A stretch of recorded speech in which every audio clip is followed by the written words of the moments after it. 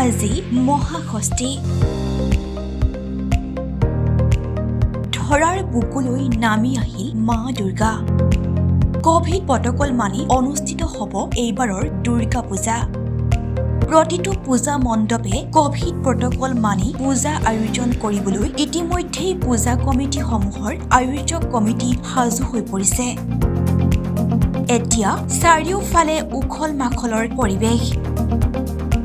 পূজাস্থলীসমূহত মন্দিৰ দেৱালয়ত পূৰ্ণ উদ্যমেৰে চলিছে দুৰ্গা পূজাৰ ব্যাপক প্ৰস্তুতি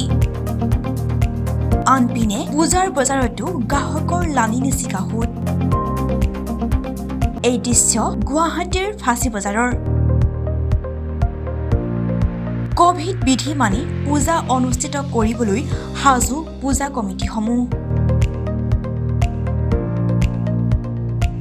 আনহাতে দুয়োপালি ভেকচিন গ্ৰহণ কৰিলেহে পূজা মণ্ডপত সোমাব পাৰিব আৰু 9 বজাৰ লগে লগে সামৰিব লাগিব Durga Puja news desk report TNL news